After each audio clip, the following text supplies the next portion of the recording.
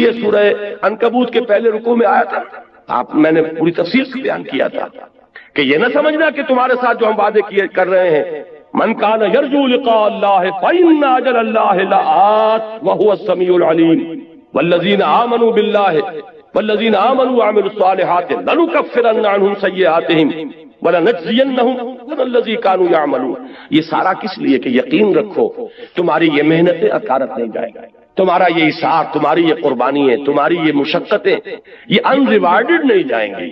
تمہارا وہ پروردگار دیکھ رہا ہے، اے بلال جو تم پر بیت رہی ہے تمہارا رب دیکھ رہا ہے، اے خباب جو کچھ تم پر اس وقت گزر رہی ہے تم اپنے رب کی نگاہوں میں ہو، فَإِنَّكَ بِأَعْيُنِنَا، ہم سب کچھ سن رہے ہیں۔ اے بلال اس حال میں کہ تمہارے سینے کے اوپر بھاری سل رکھی ہوئی ہے اور اوپر سے سورج آگ برسا رہا ہے اور نیچے سے زمین توے کی طرح جل رہی ہے، اس وقت بھی تمہاری زبان سے جو لفظ نکل رہا احد احد احد احد، اللہ سن رہا ہے کہ میرا ایک بندہ ہے جو اس مشقت کے اندر بھی میری توحید کا نعرہ لگا رہا ہے۔ تو یہ چیزیں یوں ہی نہیں چلی جائیں گی، اس کا بھرپور صلہ تمہیں ملے گا، بھرپور بدلہ ملے گا۔ جب تم ہمارے حضور میں حاضر ہوگے خلعتوں سے نوازے جاؤ گے۔ اگر یہ یقین پیدا ہو جائے تو پھر بڑی سے بڑی قربانی بہت سہل ہو جائے گا، بڑی سے بڑی تکلیف آئے گی، طبیعت میں خوشی ہوگی کہ اللہ نے، جیسا کہ میں نے پہلے کہا تھا، زہ نصیب کہ اللہ نے ہمیں اس قابل سمجھا کہ ہماری ہڈی اپنے راستے میں چھڑوائی، ہمیں یہ مصیبت اپنی راہ میں پہنچائی۔ یہ اللہ تعالیٰ کی طرف سے گویا کہ شرف قبول ہو جانے کا ایک ثبوت ہے کہ اللہ تعالیٰ نے ہمیں قبول فرما لیا ہے۔ یہ انداز ہوگا کب؟ جب کہ آخرت کا یقین۔ تو فرمایا وما هذه الحیات الدنیا الا لہو ولعب، یہ دنیا کی زندگی تو سوائے کھیل کود کے کچھ نہیں۔ جیسے ڈرامہ ہوتا ہے 3 گھنٹے کا، یہ 30 برس کا ڈرامہ ہے۔ کسی کو ہم نے جھوپڑی میں پیدا کر دیا ہے، کسی کو گولڈن سپون کے ساتھ پیدا کر دیا ہے، سلور سپون نہیں گولڈن سپون۔ لیکن یہ کہ یہ بھی جب آنکھ کھلی گل کی تو موسم تھا خزاں کا، ذرا سی دیر ہے ادھر آنکھ کھلی، وہ 60 کروڑ تقسیم ہوئے ہوں یا 60 ارب تقسیم ہوئے ہوں، وہ بہرحال جو دنیا سے گیا اس کے لیے تو ایک پیسہ بھی نہیں ہے۔ یہ بات اچھی طرح سمجھ لیجئے کہ چاہے کوئی وڈیرے کے گھر پیدا ہو گیا، کوئی جھوپڑی میں پیدا ہو گیا، یہ اس دنیا کی زندگی ہی کا ہے نا ایک رول۔ ہو سکتا ہے کہ جو یہاں کسی جھوپڑی کے اندر اپنی زندگی کے دن گزار رہا ہے اور کسی چٹائی پر بیٹھا ہوا ہے، وہ وہاں ان عالی شان محلات کا وارث بنے، جیسا کہ یہاں آ رہا ہے من الجنت غرفا تجری من تحتها الانہار خالدین فیہا، وہ جنت کے وہ ان کو جھروکے ملیں گے، وہ بالا خانے ملیں گے جن کے دامن میں ندیاں بہتی ہوں گی، جیسے کہ سورہ صف میں ہم پڑھا ہے وَمَسَاكِنَ طَيِّبَةً فِي جَنَّاتِ عَدْنٍ، جنات عدن میں بڑے پاکیزہ گھرانے ہم نے ان کے لیے تیار کیے۔ جو یہاں جھوپڑی میں بیٹھا ہوا ہے، آخر کیا معین الدین اجمیری نے ساری عمر چٹائی پر نہیں گزاری؟ کیا محمد الرسول اللہ صلی اللہ علیہ وسلم نے ساری عمر چٹائی پر نہیں گزاری؟ وہ واقعہ ایلا جب ہوا تھا، اس کا آپ نے سنا ہوگا یہ ایک واقعہ کہ جب 1 مہینے کے لیے حضور نے ازواج مطہرات سے ذرا تعلق اپنا منقطع کر لیا تھا، سورہ احزاب میں اس کا مفصل ذکر موجود ہے۔ تو حضرت عمر، حضور ایک بالا خانے پر تنہا علیحدہ تھے کیونکہ ازواج سے لا تعلقی کر لی تھی۔ حضرت عمر حاضر ہوئے، نیچے کوئی 6 صحابی بیٹھے ہوئے دروازے پر، ان سے کہا کہ اطلاع دیجئے کہ عمر حاضری کی اجازت چاہتا ہے۔ حضور کو اطلاع ہوئی، حضور نے اجازت دے دی، آئے۔ جب حضرت عمر داخل ہوئے ہیں اس بالا خانے میں تو حضور اٹھ کر بیٹھ گئے۔ آپ نے اس وقت کرتا اتارا ہوا تھا، یعنی آپ کا جسم جو ہے وہ بس تہبند تھا، باقی جسم کے اوپر کپڑا نہیں تھا، اور آپ ایک چٹائی پر اس وقت استراحت فرما رہے تھے۔ جب اٹھ کر بیٹھے تو حضرت عمر نے دیکھا کہ کمر کے اوپر اس چٹائی کے نشان پڑ گئے، جیسے کہ آپ کا اکثر آپ کا مشاہدہ ہوگا، آنکھوں میں آنسو آ گئے حضرت عمر کے۔ حضور نے پوچھا عمر کیوں رو رہے ہو؟ انہوں نے عرض کیا کہ حضور قیصر و کسریٰ کے لیے دنیا میں کیا کیا ساز و سامان، کیا ناز و نعم، کیا ان کے لیے آسائشیں ہیں، اور آپ کے لیے یہ چٹائی ہے، یہ کھری چٹائی، اور اس کی جس کی کہ بدیاں پڑ گئی آپ کی قبر پر۔ تو حضور نے فرمایا کہ عمر کیا تم اس پر راضی نہیں ہو کہ یہ سب کچھ اپنا دنیا میں لے جائیں اور اللہ تعالیٰ ہمیں آخرت میں عطا فرمائے؟ یہی بات حضور نے ایک مرتبہ فرمائی، مالی ولی الدنیا عندما مثلی کراکب استظل تحت شجرۃ ثم راح فترکها، مجھے تمہاری اس دنیا سے کیا سروکار، میری مثال تو اس سوار کی سی ہے جو تھوڑی دیر کے لیے کسی درخت کے سائے میں بیٹھتا ہے سستانے کے لیے، اپنی منزل لیتا ہے، وہ درخت اس کا گھر نہیں، اس کا منزل نہیں، اس کا مقام نہیں، تھوڑی دیر ٹھہرتا ہے، بس اتنا ہی تعلق مجھے اس دنیا سے۔ اسی لیے آپ نے فرمایا ہے کہ کن فی الدنیا کانک غریب و عابر سبیل، دنیا میں ایسے رہو جیسے راہ چلتے مسافر ہو یا اجنبی ہو، یہ محسوس ہو کہ یہ یہاں کا باسی نہیں ہے، یہ یہاں کی سوچ ہی نہیں کرتا، یہاں پھیلنے پھولنے پھلنے کی فکر ہی نہیں کرتا، یہ کہیں اور اس کا دل ٹکا ہوا ہے، کہیں اور اٹکا ہوا ہے۔ یہ اگر آپ کے وجود سے اس کا ظہور نہ ہو رہا ہو تو اس کے معنی یہ ہے کہ ایمان بالآخرہ جیسے کہ اس کا حق ہے وہ آپ کے دل میں نہیں ہے، آپ کے وجود میں سرایت نہیں کر چکا ہے۔ تو یہ آیت نوٹ کیجئے، وما هذه الحیات الدنیا الا لہو ولعب۔ البتہ اس میں ایک آیت اور بھی آتی ہے قرآن مجید میں، وما الحیات الدنیا الا متاع الغرور، یہ دنیا جو ہے یہ سوائے دھوکے کی ٹٹی اور دھوکے کے سامان کے اور کچھ نہیں۔ اس کے برعکس ایک حدیث آتی ہے، بظاہر تضاد ہے لیکن اس کو ریزالو کیجئے اور وہ بات اسی مرحلے پر سمجھ لینی چاہیے۔ حضور نے فرمایا اب دنیا مزرعۃ الآخرہ، دنیا آخرت کی کھیتی ہے، یہاں بو گے تو وہاں کاٹو گے۔ اس کا مطلب یہ دنیا کی بڑی اہمیت ہے۔ یہاں قرآن کہہ رہا ہے کہ دنیا سوائے دھوکے کے سامان کے اور کچھ نہیں۔ ان دونوں کو کیسے ریکنسائل کریں گے؟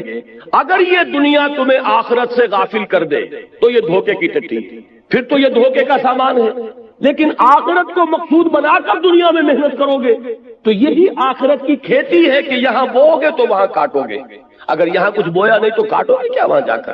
اس اعتبار سے بندہ مومن کو اپنی زندگی کا ایک ایک لمحہ بہت قیمتی نظر آتا ہے، اس لیے کہ اس ایک لمحے میں اسے وہ کام کرنا ہے جس کا نتیجہ اس ابدی زندگی میں نکلے گا، جس کو کبھی ختم نہیں ہونا۔ اس اعتبار سے ہمارا ہر مومنٹ، ہر لمحہ امر ہے، اس لیے کہ پوٹینشل نتیجے کے اعتبار سے یہ امر ہے، یہ ختم ہونے والا نہیں ہے، اس لیے کہ اس کے نتائج اس زندگی میں نکلیں گے کہ جس کے لیے کوئی انتہا نہیں۔ لہذا اس اعتبار سے دیکھیے تو دنیا کا ایک ایک لمحہ نہایت قیمتی، اس اعتبار سے دیکھیے کہ اگر دنیا میں مشغول ہو کر آخرت کو بھول گئے یا دنیا تمہارا مطلوب و مقصود بن گئی تو پھر یہ دھوکے کی ٹٹی کے سوا وما الحیات الدنیا الا متاع الغرور، ان دونوں چیزوں کو ذہن میں رکھیے۔ فرمایا وما هذه الحیات الدنیا الا لهو ولعب وان الدار الاخرة لهي الحیوان لو كانوا يعلمون، اور اصل زندگی تو آخرت کی زندگی ہے، کاش کہ انہیں معلوم ہوتا۔ اب آئیے اوپر والی آیات، اس میں خاص طور پر ہجرت کا حکم دیا جا رہا ہے، اور بلکہ حکم نہ کہیے ہجرت کا اشارہ کیا جا رہا، رہنمائی دی جا رہی ہے۔ یہ ہجرت جو ہے جس کا یہاں ذکر ہو رہا ہے یہ ہجرت حبشہ ہے۔ یہ حضور کی سیرت کا جو مکی دور ہے اس کا یہ ابتدائی مرحلہ پھر سمجھ لیجئے۔ آپ نے 3 سال دعوت دی، جو کہ خفیہ دعوت تو نہیں تھی، کوئی انڈر گراؤنڈ موومنٹ نہیں تھی، لیکن یہ کہ برملا اعلان کے ساتھ بھی نہیں تھی، from person to person, personal contact سے دعوت بڑھ رہی۔ تیسرے سال میں وہ آیت نازل ہوئی کہ فاصدع بما تؤمر، اب ڈنکے کی چوٹ کہو اے محمد جس کا کہ تمہیں حکم ہوا ہے۔ تو آپ نے پہلی مرتبہ کوہ صفا پر کھڑے ہو کر آپ نے واہ صباحا کا نعرہ لگایا، لوگوں کو جمع کیا اور پھر اپنی دعوت پیش کی۔ پہلے 3 سال اور یہ چوتھا سال، اس میں حضور کے خلاف صرف زبانی اقدام ہوا، پاگل کہہ دیا کسی نے، مجنون کہہ دیا کسی نے، کچھ کہہ دیا، لیکن چوتھے سال میں آ کر بات شروع ہو گئی فزیکل پرسیکیوشن، ستاؤ انہیں، مارو انہیں، بھوکا رکھو انہیں، گھروں میں بند کر دو انہیں۔ جو نوجوان تھے انہیں گھروں میں بند کر دیا گیا۔ حضرت عثمان رضی اللہ تعالیٰ عنہ کو ان کے چچا نے چٹائی کے اندر لپیٹ کر اور دھواں دے دیا کہ دم نکلنے لگا گھٹن کی وجہ سے۔ کسی کو گھر سے نکال دیا گیا، مادرزاد برہنہ مصعب بن عمیر رضی اللہ تعالیٰ عنہ، مادرزاد برہنہ گھر سے نکال دیا گیا۔ کسی کو جیسا کہ میں نے حضرت بلال کا نقشہ کھینچا اس طرح ستایا جا رہا ہے، کسی کو دہتے ہوئے انگاروں پر لٹایا جا رہا ہے۔ یہ چوتھا سال جو ہے پرسیکیوشن، اور 5ویں سال میں یہ اپنے نقطۂ عروج کو پہنچ گئی۔ اسی وقت یہ آیات نازل ہو رہی ہیں اور اسی وقت انہیں ایک رہنمائی دی گئی۔ وہ رہنمائی یہ ہے، اس لیے کہ 5ویں سال میں ہجرت حبشہ ہوئی ہے، وہ رہنمائی اس میں دی جا رہی ہے۔ یا عبادی الذین آمنوا ان ارضی واسعۃ فایای فاعبدون، اے میرے بندو میری زمین بہت کشادہ ہے۔ ذرا اندازہ کیجیے کتنے لطیف پیرائے میں بات کہی جا رہی ہے۔ یہ نہیں کہا گیا ہجرت کا لفظ یہاں کہیں نہیں آیا، میری زمین بہت کشادہ ہے، بس صرف میری بندگی کرو۔ یہ بس صرف میری بندگی کرو کا مفہوم کیا ہے یہ تو انشاءاللہ کل تفصیل سے بیان ہوگا۔ عقیدہ توحید کے عملی تقاضے پر جب یہیں پر اسی مقام پر مجھے تقریر کرنی ہے، اور اقامت دین کی جد و جہد کیا ہے یہ ساری چیزیں کل آئیں گی، لیکن اس وقت صرف یہ نوٹ کیجئے کہ یہاں کہنے کا مطلب کیا ہے کہ اگر کسی ایک مقام پر رہ کر تم میری بندگی نہ کر سکو تو تم اس مقام سے، اس ملک سے، اس جگہ سے بندھے ہوئے نہیں ہو، اور میری زمین تنگ نہیں، جہاں بھی تم جا کر جہاں میری بندگی کر سکو، میری اطاعت کر سکو، میرے احکام پر چل سکو، اس ملک کی طرف ہجرت کر جاؤ، اس سرزمین کو چھوڑو اور چلے جاؤ کسی ایسی جگہ پر۔ اور یہ ہے کہ میری زمین کشادہ ہے، اگر تم زمین سے بندھے نہ رہو گے تو انشاءاللہ تعالیٰ تم پاؤ گے کہ تنگی نہیں۔ اس میں لطیف پیرائے میں اشارہ کر دیا گیا۔ حضرت علی رضی اللہ تعالیٰ عنہ کے اشعار ہیں بڑے پیارے اسی موضوع پر، قُلْ لِلْقَاعِدِينَ عَلَىٰ هَوَانٍ اذا ضاقت بكم ارض فصیح بلاد اللہ واسعۃ فضاء وارض اللہ ورزق اللہ فی الدنیا فصیح فقل للقاعدین علی ہوان اذا ضاقت بكم ارض فصیح۔ اللہ تعالیٰ کی زمین بڑی کشادہ ہے اور اللہ کی زمین میں اس کا رزق بہت پھیلا ہوا ہے، تو جو لوگ ذلت کے باوجود کسی مقام پر ٹکے ہوئے ہوں ان کو یہ میرا پیغام پہنچا دو کہ اس زمین کو چھوڑو اور کہیں اور چلے جاؤ جہاں عزت کی روزی تمہیں مل سکتی ہو۔ فَقُلْ لِلْقَاعِدِينَ عَلَىٰ هَوَانٍ اِذَا ضَاقَتْ بِكُمْ أَرْضٌ فَصِيحُ، جب کوئی ایک زمین تم پر تنگ ہو جائے تو اس کو خیر بات کہو، کہیں چلے جائے۔ تو یہ مضمون جو ہے یہاں آ رہا ہے ہجرت کے ضمن میں، یا عبادی الذین آمنوا ان ارضی واسعۃ، اے میرے وہ بندو جو ایمان لائے ہو، میری زمین بہت کشادہ ہے۔ اب دیکھیے یہاں نوٹ کیجئے، جب حضرت ابوبکر بھی حضرت ہجرت حبشہ کے لیے نکلے تھے مکے سے، حضرت عثمان تو گئے ہیں، حضور کی صاحب دادی ان کے نکاح میں تھی اور میاں بیوی دونوں نے اللہ کی راہ میں جب ہجرت کی تو حضور نے فرمایا یہ پہلا جوڑا ہے جو اللہ کی راہ میں ہجرت کر رہا ہے حضرت لوط کے بعد۔ اس طریقے سے اس کے ساتھ آپ نے ایک مشابہت پیدا فرمائی۔ تو حضرت عثمان گئے اور بھی بہت سے صحابہ گئے، حضرت ابوبکر بھی نکلے، لیکن ابن الدغنہ مل گیا، ایک بہت بڑے سرداروں میں سے تھا۔ کہاں چلے ابوبکر کہ میں اب حبشہ جا رہا ہوں، کیوں کہ یہاں مکے والے مجھے خدائے واحد کی پرستش نہیں کرنے دیتے، میرے راہ میں رکاوٹ ڈال رہے ہیں۔ میں ایک اللہ کو پوجنا چاہتا ہوں، ایک اللہ کی بندگی کرنا چاہتا ہوں، لیکن یہ کہ وہ میرے راستے میں رکاوٹ ڈال رہے ہیں، مجھے ستا رہے ہیں۔ تو اس شخص نے کہا تھا کہ ابوبکر ہم تمہیں کیسے جانے دیں گے جبکہ تم تو یتیموں کی سرپرستی کرتے ہو، بیواؤں کی خبرگیری کرتے ہو، تم بھوکوں کو کھانا کھلاتے ہو۔ یہ میں عرض کیا کرتا ہوں کہ یہ صدیقیت کا جو مقام ہے اور صدیقیت کبریٰ حضرت صدیق اکبر ہے ابوبکر، اس کا ایک بڑا قریبی تعلق ہوتا ہے مقام نبوت سے۔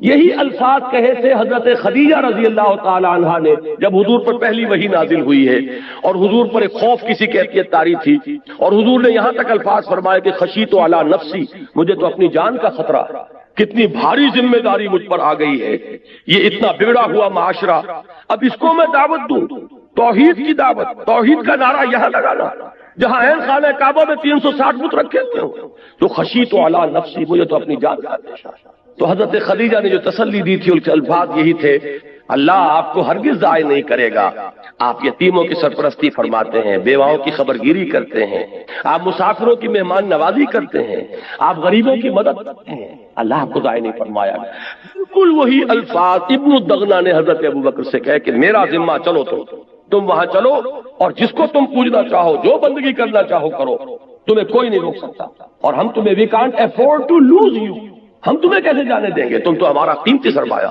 تو حضرت ابوبکر واپس آئے، حضرت ابوبکر نے اب اپنے گھر میں مسجد بنا لی اور خوب بلند آواز سے قرآن پڑھنا شروع کیا۔ اب وہ سارے لوگ جو حیران ہوئے کہ ان کو جرأت کیسے ہو گئی ہے، لہذا وہ سب کے سب جب انہیں معلوم ہوا کہ ابن الدغنہ نے امان دیے، ان کے پاس پہنچے، یہ تم نے ہمارے لیے کیا مصیبت کھڑی کر دی، ابوبکر بڑی بلند آواز سے قرآن پڑھتے ہیں، ہماری عورتیں ہمارے بچے سنتے ہیں، یہ تو گویا کہ یہ جنگل کی آگ کی طرح یہ بات پھیل جائے گی۔ تو ابن الدغنہ نے آ کر کہا کہ ابوبکر یہ ٹھیک ہے کہ میں نے امان دی آپ کو، لیکن آپ بلند آواز سے قرآن نہ پڑھیں، آپ خاموشی سے اپنی عبادت کر لیا کریں۔ ابوبکر نے کہا یہ تمہاری امان تمہیں مبارک ہو، میں تو جو بھی اللہ کا حکم ہے اس کو بربرا دیا۔ بہرحال میں نے یہاں یہ عرض کیا ہے کہ بالکل یہی بات حضرت ابوبکر نے فرمائی تھی کہ یہاں کے لوگ مجھے خدائے واحد کی عبادت نہیں کرنے دیتے، اس لیے میں اس سرزمین کو خیر بات کہہ رہا ہوں، ورنہ کیا ابوبکر کو مکے کی زمین سے محبت نہ تھی؟ کیا حضور جب ہجرت کر کے جا رہے تھے، آپ کو یاد ہوگا کہ جب خانہ کعبہ سے خطاب کیا تھا حضور نے کہا کعبہ مجھے تجھ سے انتہائی محبت ہے، لیکن کیا کروں کہ یہاں کے لوگ مجھے رہنے نہیں دیں۔ تو انتہائی محبت ہوتی ہے انسان کو سرزمین سے کہ جہاں وہ پیدا ہوا ہو، پلا ہو، بڑھا ہو، پھر جہاں خانہ کعبہ ہے، جن لوگوں کی باطنی آنکھیں کھل چکی ہوں انہیں تو معلوم ہے کہ کتنی بڑی قیمتی شے ہے یہ کہ جو ہمیں حاصل ہے، لیکن یہ کہ خدائے واحد کی بندگی یہ ان تمام چیزوں سے عظیم تر ہے۔ لہذا اگر مکے کی سرزمین بھی تم پر تنگ ہو گئی ہے کہ تم یہاں اللہ کا کلمہ سربلند نہیں کر سکتے، اس کو خیر بات، یا عبادی الذین آمنوا ان ارضی واسعۃ فایای فاعبدون۔ یہاں میں چاہتا ہوں کہ تھوڑا سا اس حدیث کے بارے میں عرض کر دوں جو میں بارہا بیان کرتا رہا ہوں، لیکن بعض لوگ اس میں ایک شبہ وارد کرتے ہیں۔ بعض احادیث میں آتا ہے کہ لا ہجرت بعد الفتح، فتح کے بعد اب کوئی ہجرت نہیں ہے، وہ اس سے یہ سمجھتے ہیں کہ اب ہجرت ہمیشہ کے لیے ختم ہو چکی۔ یہ بالکل غلط ہے۔ ہجرت کی نیت مسلمان کے اپنے دل میں رہنی لازم ہے، مرحلہ آئے نہ آئے، لیکن نیت جیسے قتال کی ہونی لازم ہے، اور یہ آرزو دل میں ہونی ضروری ہے کہ اللہ کو وقت آئے کہ خالص تیرے دین کی سربلندی کے لیے کوئی قتال ہو اور جنگ ہو اور اس میں حصہ لوں اور میری گردن کٹے۔ یہ وہ آرزو ہے جو محمد نے کی صلی اللہ علیہ وسلم، لَوَدِدتُّ أَنْ أُقْتَلَ فِي سَبِيلِ اللَّهِ ثُمَّ أُحْيَا ثُمَّ أُقْتَلَ ثُمَّ أُحْيَا۔ میری بڑی خواہش ہے، تمنا ہے کہ میں اللہ کی راہ میں قتل ہو جاؤں، پھر زندہ کیا جاؤں، پھر قتل کیا جاؤں، پھر زندہ کیا جاؤں۔ تو یہ آرزو اگر کسی سینے میں نہیں ہے تو وہ سینہ جو ہے نفاق کا برکس بنا ہوا ہے۔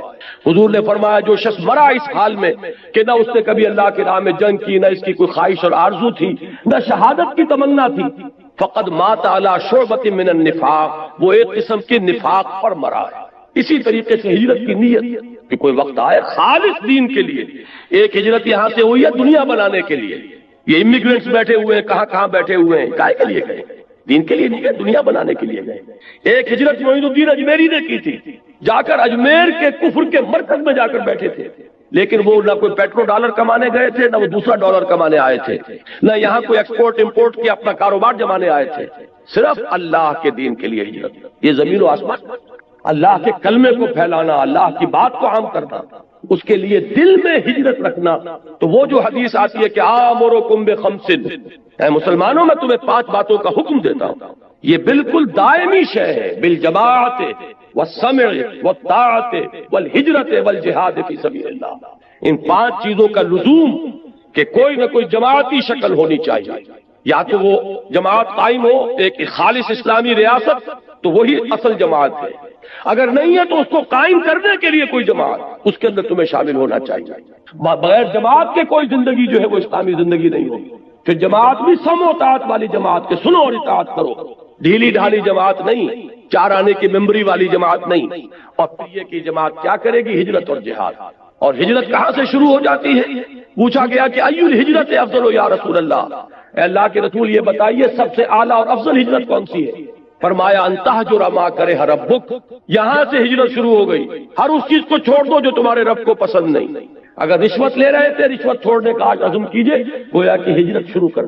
گھر میں اگر پردہ نہیں تھا، پردہ نافذ کیجئے، گویا کہ ہجرت کا آغاز ہو گیا۔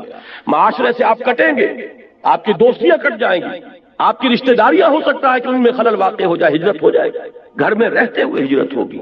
جیسے حضرت عمر کی دعا مجھے یاد آئی، انہوں نے دعا کہ اللہ مجھے شہادت کی موت عطا فرما، لیکن وہ میری موت تیرے نبی ہی کے شہر میں واقع، اس لیے کہ میرے کندھے پر خلافت کا بوجھ ہے، میں اس کو چھوڑ کر کہیں جا نہیں سکتا۔ کتنی خواہش ہوتی ہوگی حضرت عمر کے دل میں پیدا کہ میں بھی کہیں محاذ جنگ پر جاؤں۔ اور ایک موقع پر جبکہ غالباً ایران کے محاذ پر کچھ ریورسلز ہو گئے تھے، کچھ مسلمانوں کو مشکلات پیش آئی تھی، تو حضرت عمر نے ارادہ بھی کر لیا تھا کہ میں جاؤں، میں خود جاؤں گا اب محاذ پر۔ حضرت علی نے روکا کہ آپ کیا کر رہے ہیں، چکی اسی وقت تک چلتی ہے جبکہ اس کا وہ دھرا قائم رہے، آپ کے گرد تو یہ پورا نظام چل رہا ہے، یہ جو درمیان کی کلی ہے اس کلی کے ہٹ جانے سے تو چکی ہٹ جائے گا، لہذا آپ یہاں سے نہ ہٹیے۔ یہ اس قدر حکیمانہ مشورہ تھا حضرت علی رضی اللہ تعالیٰ عنہ کا جو حضرت عمر نے سنا، لیکن کتنی آرزو ہوگی اس کا آپ اندازہ کر لیجیے۔ تو انہوں نے یہ تمنا کی کہ اللہ مجھے شہادت کی موت عطا فرما، لیکن میری وہ موت تیرے نبی ہی کے شہر میں واقع۔ چنانچہ وہی ہوا، ابن ملجم کو نہیں، ابو لولو فیروز کا جو خنجر پیوست ہوا ہے تو وہی مدینے میں مسجد نبوی میں نماز پڑھاتے ہوئے ہوا ہے۔ تو یہ بات جو ہے دل میں یہ آرزو رکھنا ضروری۔ اسی طرح ہجرت، اسی طرح قتال، اللہ کی راہ میں شہادت کی آرزو اور اللہ کی راہ میں ہجرت کی تمنا سے یہ سینہ کبھی خالی نہیں ہونا چاہیے، لیکن ہو وہ دین کے لیے، اللہ کے کلمے کی سربلندی کے لیے۔ باقی دنیا کے لیے ہجرت تو سب کرتے ہیں، قومیں ادھر سے ادھر آتی ہیں، آریہ آ گئے تھے کہاں سے چل کر ہندوستان. تو یہ جو ہے معاشی ہجرت اور دنیا کی اور آسائشوں کے لیے ہجرت وہ تو دنیا میں ہوتی رہتی ہے. اصل ہجرت وہ کہ جو دین کے لیے ہو تو اس کا اشارہ کر دیا گیا. یہ ہجرت حبشہ سن 5 میں واقع ہو گئی، سن 5 نبوی میں. یا عبادی الذین آمنوا ان ارضی واسعۃ فیایا فاعبدون کل نفس ذائقۃ الموت ثم الینا ترجعون. ہر ذی نفس کو موت کا مزہ چکھنا ہے. یہ وہی ایمان بالآخرہ. دنیا عارضی ہے، فانی ہے. یہاں کا بڑے سے بڑا نقصان بھی بہت ہی عارضی اور فانی ہے. یہاں کا بڑے سے بڑا نفع بھی بہت ہی عارضی اور فانی ہے. جو سورہ تغابن میں ہم نے پڑھا تھا کہ ذالک یوم التغابن، ہار اور جیت کے فیصلے کا دن تو وہ ہے یوم القیامہ. نفع اور نقصان کے فیصلے کا دن تو وہ ہے، کون گھاٹے میں رہا کون نفع میں رہا وہ تو اس روز طے ہوگا. والذین آمنوا وعملوا الصالحات، اور وہ لوگ جو ایمان لائیں اور نیک عمل کریں. یہ میں پہلے تفصیل سے بیان کر چکا ہوں کہ عمل الصالحات سے مراد کیا ہے. ہمارا بدقسمتی سے ایک تصور بن گیا عمل صالح کا جب لفظ آئے گا نماز روزہ یہ چند چیزیں آئیں گی بس، اس سے آگے کچھ نہیں. حالانکہ آپ غور کریں یہ سن 5 میں اگر یہ آیات نازل ہو رہی ہیں، ابھی روزے کا تو حکم تھا ہی نہیں. زکوٰۃ کا حکم بھی جا کر مدینے میں آئے گا. شراب حرام نہیں ہے، کوئی شریعت کے احکام نہیں آئے. نماز ہے، نماز کا 5 وقتہ نظام چاہے نہ ہوا ہو لیکن نماز تھی. قیام اللیل تھا، رات کا کھڑا رہنا تھا، لیکن یا 2 وقت کی نماز تھی جو بھی تھی. 5 وقتہ نماز کا حکم آیا سن 11 نبوی میں، ہجرت سے کوئی 1-1.5 سال قبل، جبکہ حضور کو معراج ہوئی اور معراج میں وہ 5 وقتہ نماز کا آپ کو حکم ہوا ہے. لیکن اس سے پہلے وہ بھی نہیں. تو معلوم یہ ہوا کہ عمل صالح سے مراد ہے ایمان کے عملی تقاضے، جو جس وقت تقاضا ہے. اور جبکہ ایمان کا تقاضا ہے کہ اللہ کے دین کے لیے گردن کٹوائی جائے تو وہ ہوگا عمل صالح کی تفسیر. اب یہاں ایمان کا تقاضا کیا تھا؟ اس ایمان کی دعوت کو عام کرنا، پھیلانا. مکے میں جو ایمان لاتا تھا وہ کیا کرتا تھا آپ بتائیے؟ جو قرآن نازل ہو رہا ہے یاد کر رہے، دوسروں تک پہنچا رہے. ابو بکر حضور پر ایمان لائے اور مبلغ بن گئے. عشرہ مبشرہ میں سے 6 اصحاب وہ ہیں جو حضرت ابو بکر کی دعوت و تبلیغ سے ایمان لائے. یہ ہے اصل شے، دین کی دعوت اور دین کی اقامت کی جد و جہد. یہ عمل صالح کی اہم ترین تفسیر ہے. لیکن بدقسمتی سے جو تصور ہمارا بن چکا ہے اس میں جہاں ایمان کے بعد عمل صالح آئے گا ہمارے ذہن میں ایک خاص نقشہ بنا ہوا ہے، اسی نقشے کو ہم اپنے ذہن میں ریڈ کر کے آگے نکل جائیں گے. اس لیے میں نے یہ وارن کرنا 2 مرتبہ وہاں آیا تھا پہلے رکوع میں. والذین آمنوا وعملوا الصالحات لنکفرن عنہم سیئاتہم ولنجزینہم احسن الذی کانوا یعملون والذین آمنوا وعملوا الصالحات لندخلنہم فی الصالحین. یہ 2 مرتبہ ایک رکوع میں وہاں آیا تھا، یہاں بھی آ گیا. والذین آمنوا وعملوا الصالحات لنبوئنہم من الجنۃ غرفا.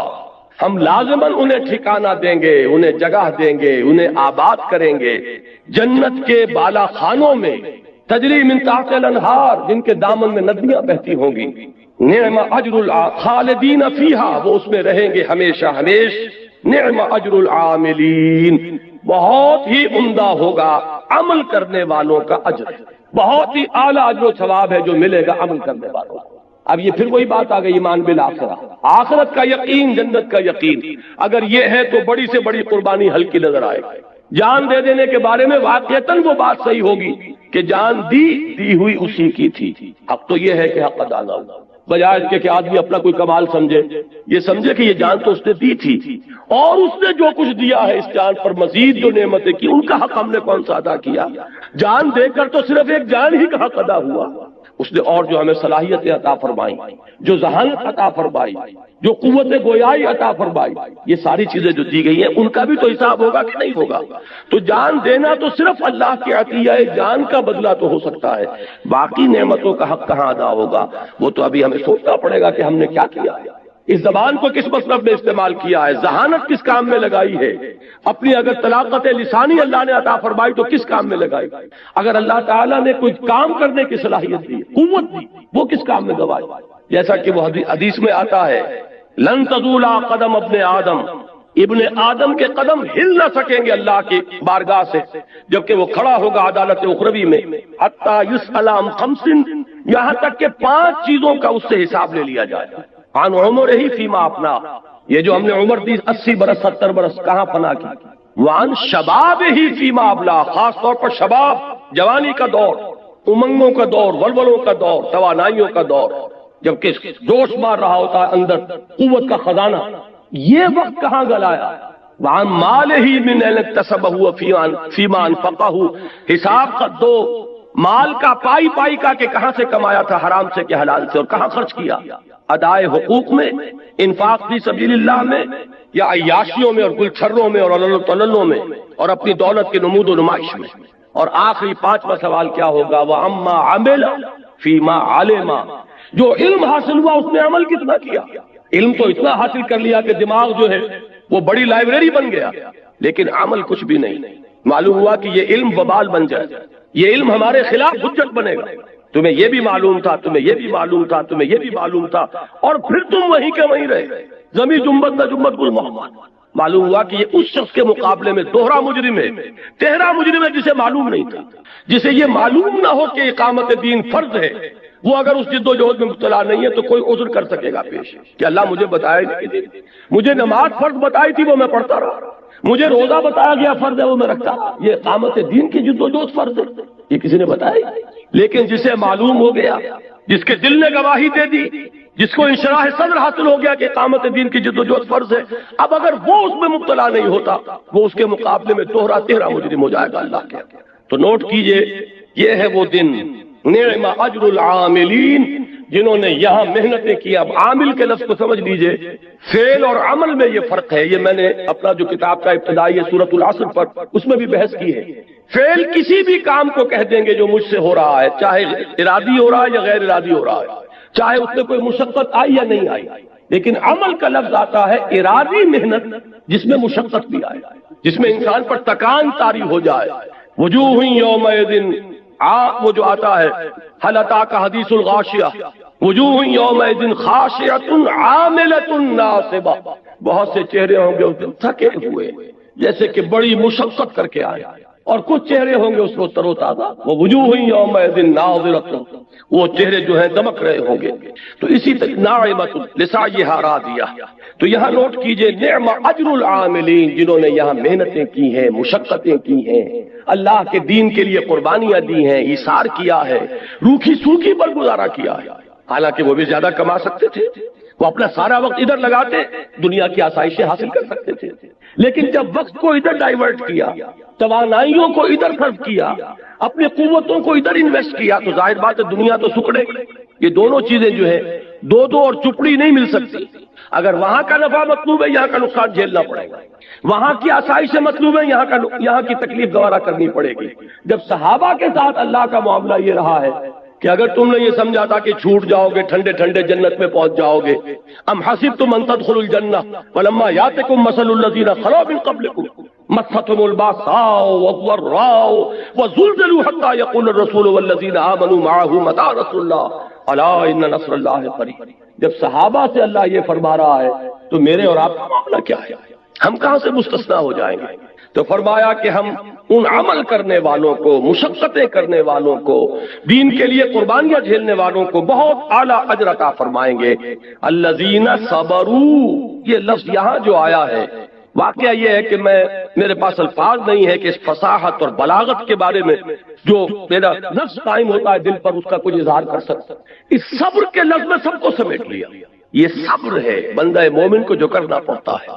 دنیا کی لذتیں ودن ریچ نظر آ رہی ہیں، ذرا محنت کروں تو یہ میں حاصل کر سکتا ہوں، صبر کرتا ہے کہ نہیں، مجھے اپنی محنت اور توانائی ادھر لگانی، ادھر سے مصیبت آ رہی ہے، نظر آ رہی ہے، بچنے کے لیے بھی نظر آ رہا ہے راستہ۔ ایک کلمہ کفر اگر کہہ دیتے حضرت یاسر اور حضرت سمیہ رضی اللہ تعالیٰ عنہما جان بچ جاتی، لیکن نہیں، انہوں نے صبر کیا، جھیلا، جان دے دی، کلمہ کفر زبان سے نکالنا گوارا نہیں کیا۔ حالانکہ یہ جان لیجئے دین میں حرام نہیں ہے، جان بچانے کے لیے کلمہ کفر کہہ دینا حرام نہیں، اس کے قرآن مجید میں صراحت کے ساتھ اجازت دی کہ دل میں اگر کفر کا اثر نہ آئے تو زبان سے کلمہ کفر کہہ کر جان بچا لی جائے تو اس کی اجازت ہے، لیکن یہ رخصت کہلائے گی، عزیمت نہیں کہلائے گی۔ عزیمت یہ کہلائے گی کہ گردن کٹ جائے، لیکن زبان سے کوئی کلمہ جو ہے حق کے خلاف نہیں نکالنا۔ اب یہ چیزیں جو ہے یہ سب صبر تو ہے، صبر علی الطاعہ، صبر عن المعصیہ، صبر علی المصیبہ، یہ سارے کے سارے جو ہے صبر ہے۔ صبح کا وقت ہے، نیند آ رہی ہے، ٹھنڈی ہوا چل رہی ہے، نماز کا وقت ہے، ادھر سے اللہ کی پکار ہے، ادھر سے نفس جو ہے استراحت کا طالب ہے۔ اگر وہ صبر کا مادہ نہیں ہے تو کیسے اٹھے گا؟ سردی کا موسم ہے، معلوم ہے کہ پانی بھی گرم کا کوئی اہتمام نہیں ہے، لیکن یہ صبر نہیں ہے تو کیسے اٹھے گا وضو کرنے کے لیے، نماز پڑھنے کے لیے؟ اسی طرح کوئی شخص رشوت پیش کر رہا ہے، کوئی اور انلیگل گریٹیفیکیشن، کوئی نظر آ رہا ہے کہ ہاتھ پڑ رہا ہے میرا اس وقت، اور اس وقت جو ہے شیطان کیا کچھ نہیں پٹی پڑھاتا، میاں سب کے سب کرتے ہیں، پاگل ہو گئے، تمہارا دماغ خراب ہو گیا ہے، فلاں حاجی صاحب یہ کام نہیں اور فلاں صاحب جو ہے وہ یہ نہیں کرتے، اور تمہارے اوپر سارا جو تقویٰ کا ہے آ گیا ہے، اور یہ بیوی کی یہ فرمائش اتنے عرصے سے رکی پڑی ہے، اور بچوں کا داخلے کی فیس جو ہے وہ نہیں ہے، آ رہا ہے۔ اس وقت نفس اپنا پورا زور لگاتا ہے، شیطان پورا زور لگاتا ہے، اس وقت بندہ مومن کو روکنے والی چیز یہی صبر ہے، صبر عن المعصیہ، صبر علی الاطاعہ، اطاعت پر صبر کرنا، معصیت سے صبر کرنا، امتحان پر صبر کرنا، ثابت قدم رہنا، ڈٹے رہنا، گردن کٹ جائے لیکن قدم پیچھے نہ ہٹے، یہ سب صبر ہے۔ تو یہاں دیکھیے اس پورے کردار کو ایک لفظ میں سمو دیا، الذین صبروا، وہ لوگ کہ جنہوں نے صبر کی روش اختیار کی، وعلی ربہم یتوکلون، اور جو اپنے رب پر توکل کرتے رہے، سارا بھروسہ، سارا تکیہ، سارا دار و مدار اللہ پر۔ اس میں وہ بھی ہے، اس صبر کا دیکھیے غور کیجئے گا کہ ایک بے صبری یہ بھی ہوتی ہے کہ جلدی سے کچھ ہو جائے، نتیجہ نکلنا چاہیے، اگر سیدھی انگلیوں سے گھی نہیں نکلنا تو ٹیڑھی انگلیوں سے نکالو، یہ بھی بے صبری۔ صبر کرو اور سہج اور صحیح طریقے پر دعوت کے کام کو آگے بڑھاؤ۔ کہیں صرف یہ آدمی جو ہے کسی طرح یہ راضی ہو جائے تو چلو کچھ لے دے کر معاملہ کر لو، کچھ تھوڑی سی کمپرومائز کا ایٹیچیوڈ اختیار کر لو، یہ کوئی نہ مانے، تمہیں حق کہنا ہے اور حق ہی کہنا ہے، اس میں باطل کی کوئی آمیزش نہیں آنے دینی ہے۔ کیوں کہا گیا حضور سے یہ لن ترضی عنک الیہود ولا النصارى حتی تتبع ملتہم، اے نبی یہ یہودی اور یہ نصارہ یہ آپ سے ہرگز راضی نہیں ہوں گے یہاں تک کہ آپ خود ان کی پیروی کریں، یہ تو چاہیں گے کہ آپ ان کے پیچھے لگے تو آپ سے راضی ہوں گے۔ تو آپ تو جو بھی بات آپ حق جو آپ پر نازل کیا گیا اس کو کہتے رہیے، ڈنکے کی چوٹ اسی کا اعلان کیجیے۔ کل انشاءاللہ تعالیٰ اس موضوع پر بھی تفصیل سے گفتگو ہوگی۔ اب یہ آیت آ رہی ہے، بس 2 آیتیں رہ گئی ہیں، گھبرائیے نہیں، جلدی ہم ختم کرتے ہیں۔ اقامت دین کی جد و جہد میں جو لوگ لگے ہوئے ہوں ان کے لیے ظاہر بات ہے خود بھی نفس کے اندر سے بھی یہ بات سامنے آتی ہے اور لوگ بھی اسے اس طرح متوجہ کرتے ہیں، میاں کیا کھاؤ گے، کیا پیو گے، یہ ساری ضرورتیں زندگی کی ہیں، اس کا کوئی انتظام، کوئی اہتمام، آخر کچھ نہ کچھ برے وقت کے لیے پسنداز ہونا چاہیے نا، شروع میں بتا سب یہ ساری چیزیں انسان کے اپنے اندر سے بھی ابھرتی ہیں، اور کچھ لوگ بھی ہوتے ہیں بڑے ناصحانہ انداز میں، بڑے مشفقانہ انداز میں اور بڑے ہی بزرگانہ انداز میں جو یہ سارا یہ پٹی پڑھاتے ہیں۔ اب یہ ہے جس کا علاج دیا جا رہا اس آیت میں، وَكَأَيٍّ مِّن دَابَّةٍ لَا تَحْمِلُ رِزْقَهَا اللَّهُ يَرْزُقُهَا وَإِيَّاكُمْ، اور کتنے ہی ہیں چوپائے اس زمین میں کہ جو اپنا رزق اٹھائے نہیں پھرتے، اللہ ہی ان کو رزق پہنچاتا ہے، وہی تمہیں بھی رزق پہنچاتا ہے۔ یہ یقین ہے اللہ کی رزاقیت پر۔ اس کا تعلق ہے سابقہ آیت کے لفظ توکل سے، وہ اللہ جس نے مجھے پیدا کیا، وہ اللہ کہ میں نے اپنے آپ کو اسی کے دین کی خدمت میں لگا دیا ہے، کیا وہ مجھے بالکل چھوڑ دے گا؟ کیا وہ میری مدد نہیں کرے گا؟ کیا وہ مجھے رزق نہیں پہنچائے گا؟ وہ پتھروں کے اندر کیڑے ہیں انہیں رزق پہنچا رہا، تمہیں نہیں پہنچائے گا؟ سوچو تو صحیح، کتنا سوء ظن ہے، اتنا اللہ تعالیٰ کے بارے میں اللہ سے بے اعتمادی ہے تمہارے اندر۔ بالکل یہی الفاظ ہیں حضرت مسیح علیہ السلام کے سرمن آف دی ماؤنٹ میں، وہ جو پہاڑی کا واعظ جس کے بارے میں بارہا میں نے کہا ہے آپ سے کہ اس سے اونچا، اس سے زیادہ مؤثر واعظ میری نظر سے آج تک نہیں گزرا۔ متی کی انجیل میں میں مشورہ دوں گا کہ جب بھی اگر موقع ملے متی کی انجیل میں وہ پہاڑی کا واعظ ضرور پڑھیے۔ اس میں الفاظ یہ ہیں، کیوں فکر کرتے ہو کہ کیا کھاؤ گے؟ جنگل کی چڑیوں کو نہیں دیکھتے؟ نہ وہ ہل چلاتی ہیں، نہ بیج بوتی ہیں، نہ فصل کاٹتی ہیں، پھر بھی میں تم سے کہتا ہوں کہ وہ صبح خالی پیٹ نکلتی ہیں اور شام کو آسودہ ہو کر لوٹ کر آتی ہیں۔ تو وہ خدا جو جنگل کی چڑیوں کو رزق پہنچا رہا ہے، کیا وہ تمہیں نہ پہنچائے گا؟ لیکن تمہیں اللہ پر یقین نہیں ہے، اور تم کیوں سوچتے ہو، کیوں فکر کرتے ہو کہ کیا پہنو گے؟ جنگل کی سوسن کو نہیں دیکھتے؟ وہ نہ بوتی ہے، نہ کاٹتی ہے، نہ بنتی ہے، پھر بھی میں تم سے کہتا ہوں کہ جیسا شاندار لباس وہ پہنتی ہے، سلیمان بھی اپنی تمام تر شان و شوکت کے باوجود ویسا ملبس نہ تھا۔ تو جو تمہارا وہ باپ، آسمانی باپ، جو اس جنگل کی گھاس کو اتنے خوشنما لباس دے رہا ہے جو اب ہے اور کل تنور میں جھونک دی جائے گی، کیا وہ تمہیں ننگا رکھے گا؟ لیکن اصل بات یہ ہے کہ تمہیں توکل نہیں، کوئی الفاظ۔ اصل میں مشکات تو ایک ہی ہے نا، مشکات المصابیح، یہ ایک حدیث کی کتاب کا نام ہے جس میں بہت سی جو کتابیں ہیں امہات الکتب جو ہے احادیث کی، ان میں سے ایک سلیکشن کیا گیا، اس لیے اس کا نام رکھا گیا مشکات المصابیح، ایک ایسا طاق جس میں ایک چراغ نہیں کئی چراغ جل رہے ہیں۔ تو اسی طریقے سے یہ مشکات جو ہے، طاق جو ہے وحی کا، اسی کا ایک چراغ ہے تورات، اسی کا ایک چراغ ہے انجیل، اسی وحی آسمانی کے طاق کا ایک چراغ ہے زبور، اسی کے چراغ تھے صحف ابراہیم، اور اسی کا روشن ترین اور کامل ترین چراغ ہے قرآن حکیم۔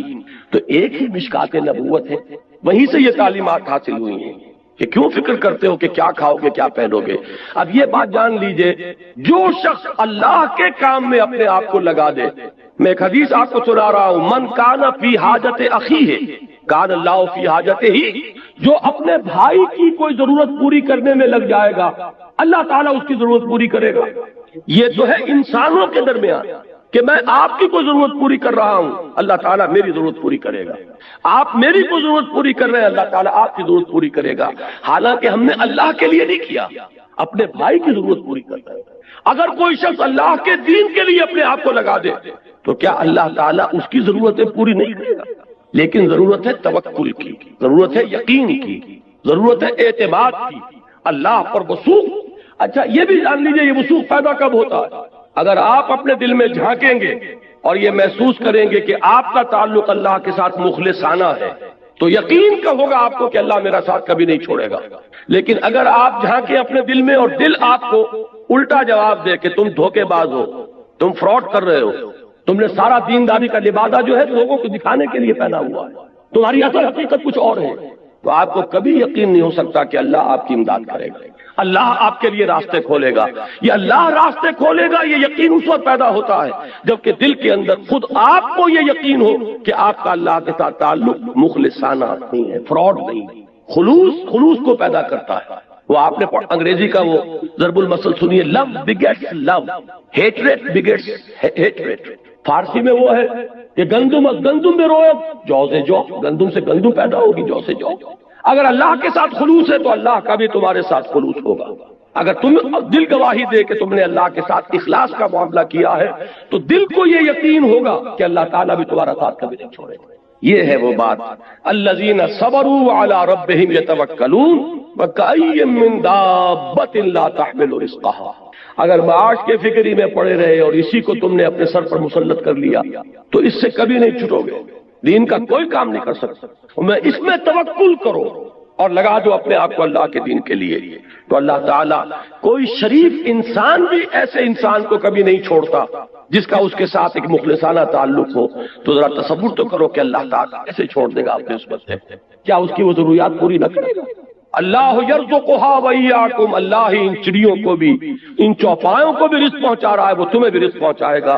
وہو السمیع العلیم، اور وہ سب کچھ سننے والا اور سب کچھ جاننے والا ہے، تمہاری دعائیں سنتا ہے، تمہارے حالات سے باخبر ہے، وہ دیکھ رہا ہے۔ بلکہ تم اپنی ضروریات کو نہیں جانتے کہ کل کس بات کی ضرورت پیش آئے گی، اللہ تو جانتا ہے، وہ تمہارے لیے پہلے سے اس کا اہتمام کرے۔ اب آخری آیت جو اس صفحے پر ہے اس کو پڑھ لیجئے، یہ ہمارے درس کے آج کے درس کا اختتامی جو ہے نقطہ ہے، یہ ہے وہی توکل کا ایک اور مظہر۔ توکل کا ایک مظہر تو یہ آیا کہ رزق اور دنیاوی ضروریات کے لیے انسان اللہ کو اپنا کفیل بنا دے۔ میں نے اللہ کے حوالے کیا، سپردم بے تو مایا خیشرا تو دانی حساب کم و بیش۔ بڑے پیارے اشعار ہیں اس موضوع پر کہ میرا اپنے معاملے میں خود فکر کرنا یہ تو میرے لیے مسائل پیدا کرتا ہے، اور جو کارساز ہے میرا جو سب کچھ جانتا ہے۔ دیکھیے اپنے ایک مسئلے کو میں حل کرنے کی کوشش کر رہا ہوں، میرا علم محدود ہے لہذا میں غلطی بھی کر سکتا ہوں، بجائے اس کو حل کرنے کو اور الجھا لوں گا۔ اگر اللہ کے حوالے کر دوں تفویض الامر الی اللہ، افوض امری الی اللہ ان اللہ بصیر بالعباد، اللہ کا علم تو ناقص نہیں، اللہ اپنے علم کامل سے اور قدرت کاملہ سے میرے کام کو بنائے گا، تو کام کے بننے کا زیادہ امکان اس شکل میں یا اس میں ہے۔ یہ ہے وہ مفہوم جو شعر کا ہے، کار ساز ماں بے فکر کار ماں، فکر ماں در کار ماں آزار ماں۔ جب میں اپنے کاموں میں خود اپنے آپ کو متفکر کر لیتا ہوں تو اپنے لیے آزار پیدا کر لیتا ہوں، مصیبت پیدا کر لیتا ہوں، طرح طرح کی ٹھوکریں، طرح طرح کے غلط اقدامات۔ تو فکر ماں در کار ماں آزار ماں، کار ساز ماں بے فکر کار ماں، میرا کار ساز اگر وہ میرے کام کی فکر میں ہے تو اب اس سے زیادہ میرے لیے اطمینان کی بات کیا ہو؟ لیکن وہ کب فکر کرے گا؟ جب تم اس کے دین کی فکر کرو۔